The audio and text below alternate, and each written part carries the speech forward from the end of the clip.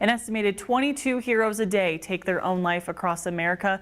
Did you know that 10% of Idaho's adult population are veterans? Men and women heading to war, then returning to their families a shell of who they once were, sometimes trying to fight dangerous days that continue to haunt their minds. Tonight, KMVT takes a closer look at post-traumatic stress disorder and other mental health conditions many soldiers face. I'll also sit down with a man on the ultimate mission to save his brothers in arms.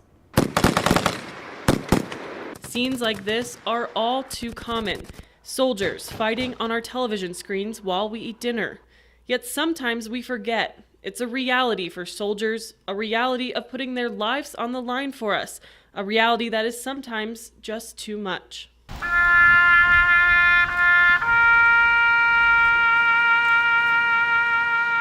Idaho vet Conrad Jeffries lost a comrade right before deployment and knows the impact it can have on loved ones. It's a war that we are losing, and we're losing it on the civilian side too. We're a first world country with third world suicide rates. For servicemen and women, readjusting to life at home can become a challenge. Driving down the road, a box, what seems to us is just a piece of garbage, in the road, could be to them a potential IED. According to the VA website, as of 2017, Idaho is home to more than 122,000 veterans.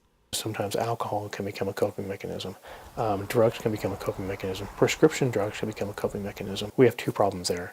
We have PTSD, and then we have substance abuse as a means by which to cope with it also. So we have two problems now that have developed. Which is why Jeffries wants to build a 20 to 30 acre facility to provide better care and resources to those who've served.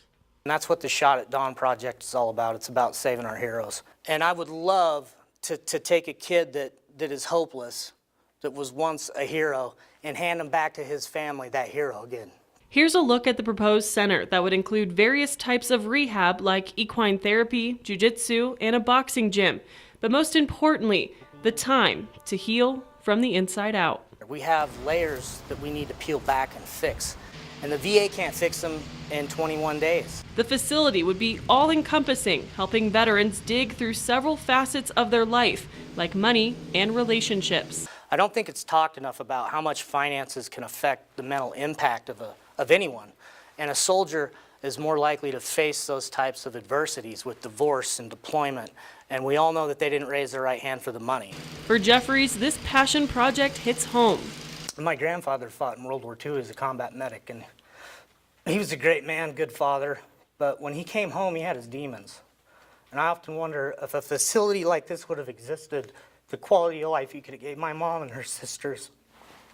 From World War II to today, mental health treatment has come a long way.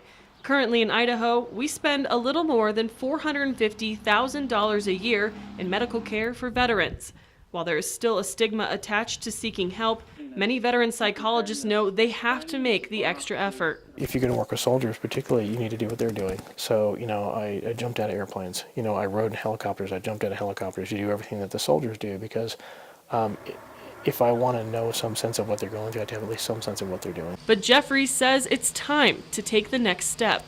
I just want people to know that we can take a step forward. There's this feeling of vulnerability, like we can't do anything about this epidemic.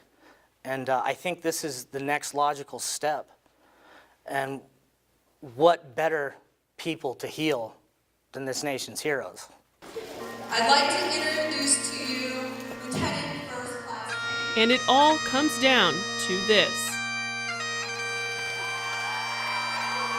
A father, an American, a hero, and future veteran, knowing he has the support of his community and nation behind him.